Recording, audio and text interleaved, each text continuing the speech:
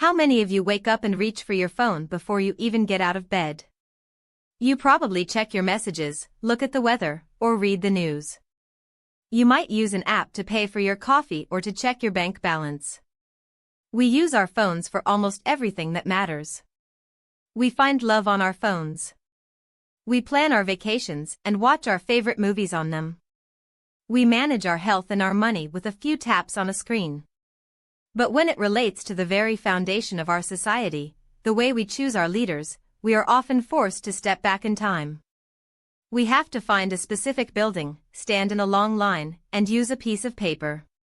Does it make sense that we trust our phones with our life savings but not with our vote? This gap between how we live and how we govern is creating a massive problem for democracy.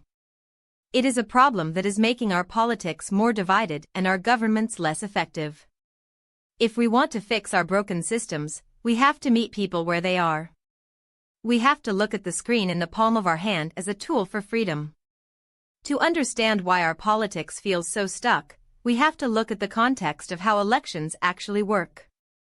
In many democracies, especially in the United States, the system is designed to favor the few over the many. We have a practice called gerrymandering. This is where politicians draw the borders of their own districts to make sure their party always wins. Because of this, the final election in November is often just a formality. The real contest happens much earlier during the party primaries. But here is the catch.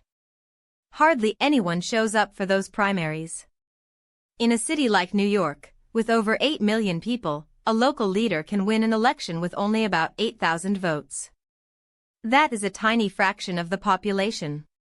When only 7% of people vote, the results are decided by the loudest and most extreme voices on the far right and the far left. This is why we feel like our leaders are not listening to us. They are not listening to the majority because the majority is not showing up when it counts. The surface concept we often hear is that people are just lazy or that they do not care about politics. We blame the voters for being disengaged. We see low turnout and we assume it is a lack of character. But if we look deeper, there is a hidden assumption that the way we vote right now is fine and that people should just work harder to participate. We assume that if someone really cares, they will find the time to go to a polling place during a workday, even if they have children to feed or a job that does not allow for breaks. This assumption ignores the reality of modern life. People are busy. They are stressed. They are exhausted. By making voting difficult and time-consuming, we are essentially placing a tax on participation. We are saying that only those with the most time or the most intense anger get to have a say.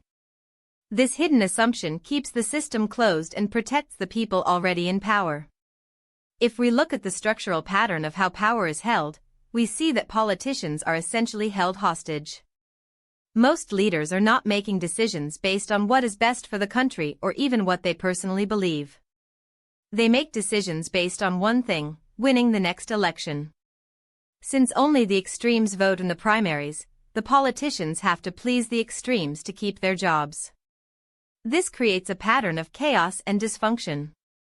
It is why we see governments that cannot agree on simple solutions, even when most of the public agrees on them. Whether it is healthcare, climate change, or safety, the middle ground is empty because the people in the middle are not in the voting booth. This pattern will continue as long as the barrier to entry remains high. We need to reframe our perspective on technology and security. Many people worry that voting on a phone is not safe. But think about the systems we have already built. We have developed ways to verify our identity using our faces and our government IDs. We use multi-factor authentication for our most sensitive data. We can build voting apps that use high-level encryption and open-source code so that anyone can audit the process. We can create a system where you get a tracking code for your vote, just like a package you order online. You can see when it is received and when it is counted. This is actually much more transparent and secure than a box of paper sitting in a basement. It gives the power of verification back to the individual voter. If we can trust technology to move trillions of dollars around the world every day, we can certainly build a secure way to move a vote. This is not about replacing traditional voting. It is about adding a door that more people can walk through.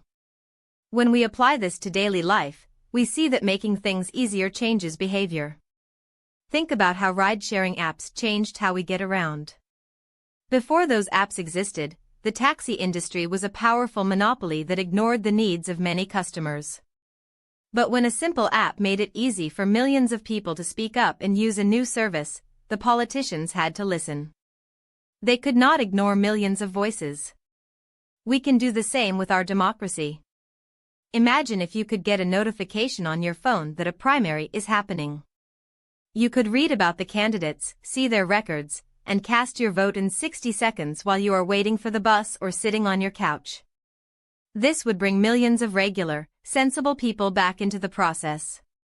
It would give politicians the courage to move back to the middle because they would finally be accountable to the majority instead of just the extremes. This shift is not just a theory. In places where mobile voting has been tested, like for military members overseas or people with disabilities, the results are clear. In some cases, voter turnout has tripled. When people are given a choice that fits into their lives, they take it. In Denver, every single person who used a mobile voting system said they preferred it over the old way. This is as obvious as saying that people like ice cream or that water is wet. The technology is already being built. It is being made free and open source so that any government can use it. But the hard part is not the code. The hard part is the politics. People in power do not like it when the rules change. They do not want it to be easier for you to vote because that might mean they lose their grip on power. This is where we have to realize that rights are never given freely. They are won by people who demand them. From the right to vote for women to the civil rights movement, every major step forward happened because enough people stood up and said the status quo is no longer acceptable. We are at that point again. We are living through a time of deep polarization and anger, but we have the tools to end it. We can take the power away from the edges and bring it back to the center. We can make our leaders answer to us again. We can turn our phones into the most powerful tools for justice the world has ever seen. This is a journey that will take time, perhaps the next 10 years, but it is a journey we must take if we want our children to live in a functioning democracy. We have to stop banging our heads against the wall and start pressing the buttons that matter. We have to demand that our governments catch up to the 21st century. If we want a world where politicians have the courage to work together, we have to be the ones who give them that cover by showing up. It is time to bridge the gap between our digital lives and our civic duty. We can rebuild our society one tap at a time. If we could finally use our phones to choose our future as easily as we choose a movie, would we finally have the government that we truly deserve?